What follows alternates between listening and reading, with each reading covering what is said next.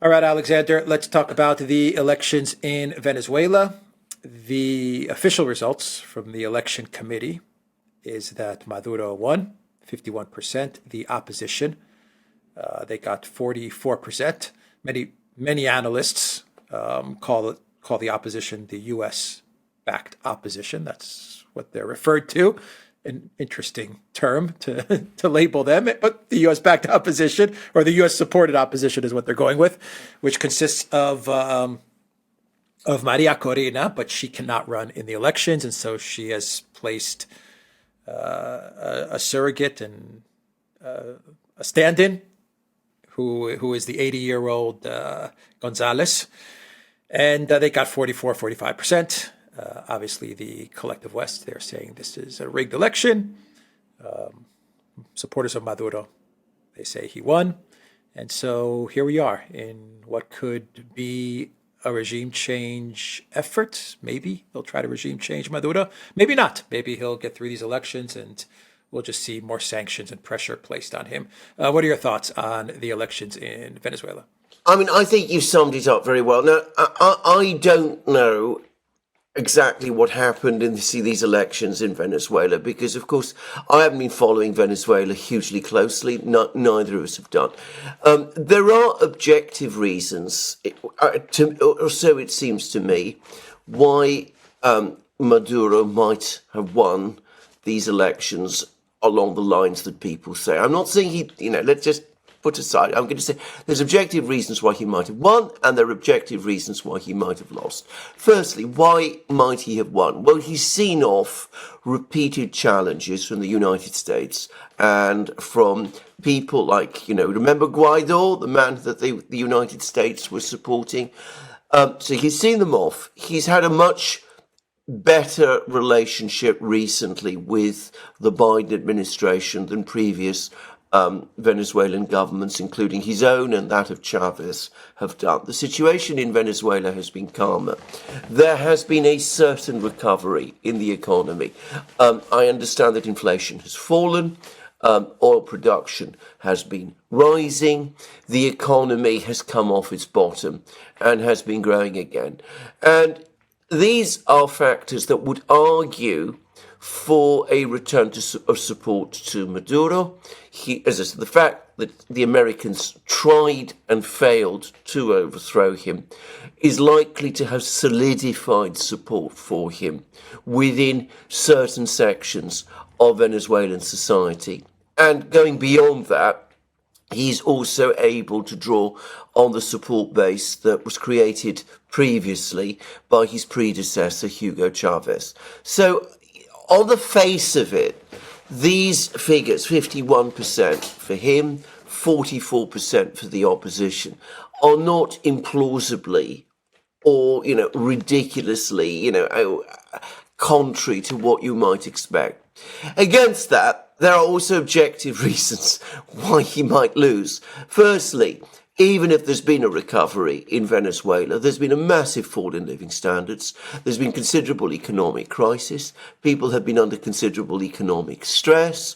I don't know much about these opposition candidates, but the opposition has, for the first time, managed to put together reunite around a single candidate, even though he's apparently somebody that people don't know very well. The government of Chavez and Maduro has been in power for a long time, so you might expect a certain swing against them. So, there are objective reasons one way or the other. The great difficulty is because we have this constant practice by the United States to try to engineer regime change in countries whose government it doesn't like. It is impossible to look at an election like this and say that there is no outside external interference, that things are, taking their course one way or the other, and that we can just look at these results and accept them or reject them as we choose. So, for example, just to give a few examples of what we see, we've had a stack of opinion polls for several weeks now telling us that the opposition is going to win by a massive, massive margin. Trouble is, I remember many regime change operations which have also been preceded by opinion polls, which have subsequently been proved to have been unreliable and largely doctored, which give a pro-American opposition the appearance of being far ahead in the opinion polls. Then what then happens is that the result comes in, the opinion polls and the actual result are said to be, appear to be in complete conflict with each other. So people say the opinion polls must prove that the election result itself is rigged. So, I mean, we have that history already. Secondly, we have, again, complaints about the way in which the vote was conducted, claims made that the results took a long time to be published by the Venezuelan authorities. And I can say from personal experience, from experience in Greece, that it is indeed the case that sometimes when results are delayed, that is a sign that things are happening, which, suggest that the vote is being manipulated or rigged in some way. Now, the trouble with that, and I have to throw this in, is that, of course, there was a delay in the release of the votes, several hours. But if we go to a certain country to the north, in the northern hemisphere, as we've seen in presidential elections, which happen in that particular country, it can sometimes take weeks for results to come through. And then we are told that we must accept them. And many of the same people who are telling us that we must absolutely accept those results are the same people who are now telling us that there's something suspicious about the results that we got in Venezuela because of these delays. The delay in Venezuela's case, does not look to me inordinately long. It's a couple of hours. But, there might be reasons to be suspicious there. And the third thing I would say is that, of course, as night follows day, the candidate that's lost and his supporters say that there's been election fraud. And again, this is very, very much the sort of thing that you've got to understand. You've seen so many times in so many regime change operations. I saw it in Ukraine in 2004. We've seen it in Serbia. We've seen it in all kinds of countries. And of course, it's usually more often than not turned out to be a false claim. Now, given that all this is so, it's very difficult, unless one is very familiar, much more familiar with Venezuelan affairs than I am, to actually make any concrete claims about this particular result. What I will say is this: I am confident that over the next couple of days and weeks, there is going to be a concerted push by the opposition, backed by Western governments, who are clearly still deeply hostile to Maduro. You only have to look at the coverage of this election in the media to see that. There's going to be a concerted push to persuade us all that the election was indeed rigged and to try to effect a change of government there. And we're certain, it seems to me, to see protests, and there will be demands for more escalations of sanctions and all of that sort of thing. So in a sense, how the election itself was conducted is now almost immaterial, because we are now looking at another regime change attempt in Venezuela. Even if perhaps the grounds for alleging that the election was rigged might be there, though I have to say, and coming back to what I've said, I don't obviously see them myself. How are they going to pull off, though, a regime change in Venezuela? I'm just trying to think how they would do it. It doesn't seem like they have the dynamics to get something going like what they did in Ukraine in 2014 or what they've done elsewhere.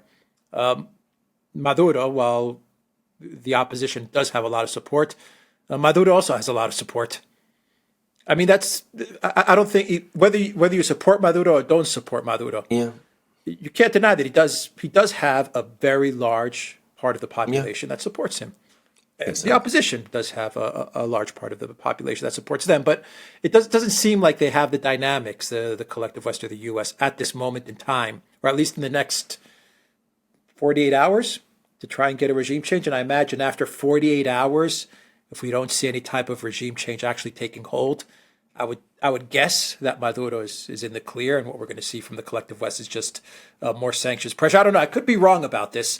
I've not been following what's been going on in Venezuela in the detail that we've been following what's been going on in Europe or Russia, Ukraine. So I mean, I'm just kind of assuming what could possibly play out over the next week. What are your thoughts on this? I think that's right. I mean, 48 to 72 hours, I would say, is about the critical time. If we don't get large numbers of people protesting on the streets, and we don't get a sense that there is, I mean, in order for there to be regime change, there need to be defections from Maduro's government, his regime, if you prefer to call it that way.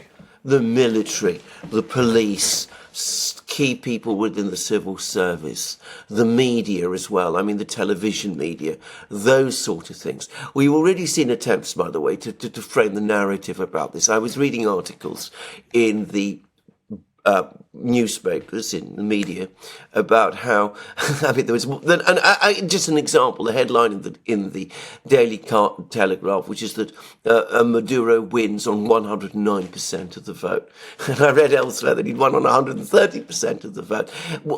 And then I went to the actual figures, and they showed that as of the time when those headlines were published, only 80% of the vote had been published. I mean, there's already a discordance, but there's an attempt to frame the narrative. Unless they can find people in Venezuela, I'm talking about important, serious people, army officers, police officers, military people, intelligence and security people, people in the media, to start defecting from Maduro's government.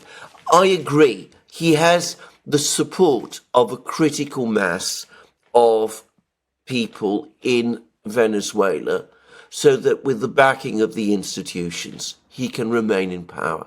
Now, critical mass does not necessarily mean majority support. He doesn't have to have the support of 60% or 50% or 50% plus one of the people of Venezuela behind him. But he has 30 to 40%. Which is a lot of people. And as I said, the support of the institutions, the military, the police, the civil service, the media, the television media in particular, then I think he's safe. Yeah, I agree with that. Maybe they can pull it off. Maybe the collective West, the U.S., can pull off the regime change. I don't want to try to predict this. It's difficult at the moment. To try and get a feel for where this is going to go. But what about BRICS? What about the countries that are happy to see Maduro win re-election? Russia, China, the countries that support him in South America. There are countries in South America that have come out against him. Milei is probably the most high-profile figure that has come out against him. I believe Peru as well, Chile. But there are also many countries in South America that are supportive of Maduro. I'm not sure where Brazil and Lula stand on this. I think they are supportive of Venezuela and Maduro, but I'm not 100% on that. I don't know. Do you know what Brazil's position is on this? I think they support him without enthusiasm. I think that's probably defines that feeling. And if I have to be honest, I think that's the feeling amongst many of the BRICS countries, in the sense that on the one hand, Venezuela is a friend. The Maduro-led Venezuela is a friend. They would not particularly want to see a pro-American government established in Venezuela, which potentially is an important and rich country. At the same time, I mean, they've never been, fully enthusiastic in embracing Maduro. They've to a certain extent kept their distance. It's interesting, for example, that whilst the Russians and the Chinese have been very keen to develop relations with Cuba over the last year or so, they've been a little more wary of Venezuela. I don't think that's anything to do with Maduro himself. I think it's just that they calculate that the situation in Venezuela is just politically too unstable to make a definite full commitment possible. I think they will back him, but I think because they don't want to see, as I said, regime change, and they certainly don't want to see a pro-American government, but they will wait to see what happens. And if the protests appear and start to gain traction, if we see, defections from the government take place, if it looks as if the government is going to collapse, well, they say, well, there it is. There's nothing much we can do. On the other hand, if he does get through the next, not 96 hours, but, the next three or 4 weeks, if he's still in office in a month's time and looks like he's in secure control of the country, then they're probably likely to conclude that Venezuela has become more stable under his leadership, his regime, his government has consolidated, and they'll be able to move forward and back him more fully than they have done up to now. So I think this is their calculation. He has obviously strong hostility from from the West, but I think, as I said, around the world, the BRICS, they're playing a game of wait and see. I mean, bear in mind that the BRICS is continuing its process of searching out, looking for new members. Putin has just been to Malaysia, for example. He's had very productive and strong talks in Malaysia. Malaysia now looks like it wants to join the BRICS, and in fact is saying as much. But Malaysia is a stable country with a strong economy, and from that point of view, the BRICS are keen to bring Malaysia and Vietnam and Indonesia and countries like that, and perhaps Algeria too, into the fold. Venezuela at the moment just looks a bit too unstable and a bit too vulnerable to American pressure for them. And that's, by the way, been true for a long time.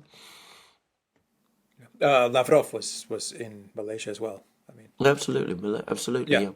He was just in Malaysia, yeah. Yeah, exactly. It was Lavrov, not Putin. Did I say Putin? Yeah. Lavrov was just I think Putin was also, Putin, Yeah.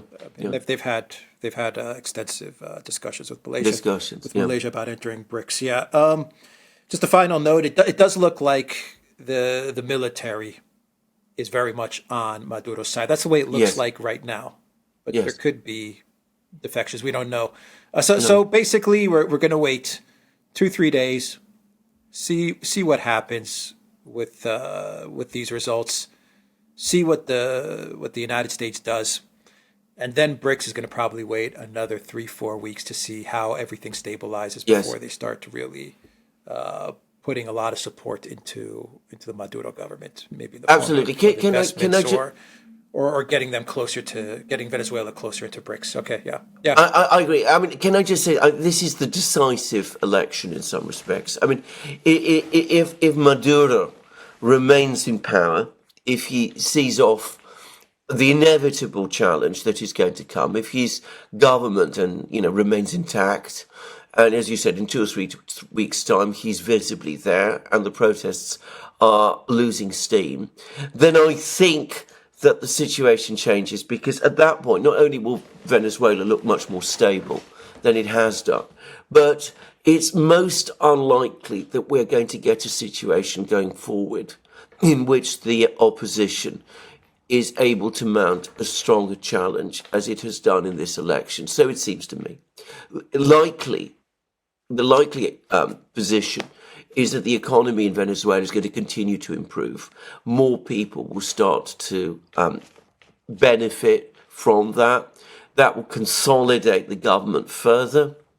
And there'll be, I think, a widespread feeling that the opposition is simply not strong enough, even in the best conditions, to push Maduro and his government out. So at that point, for the BRICS, a long-term commitment to Venezuela becomes a lot more attractive.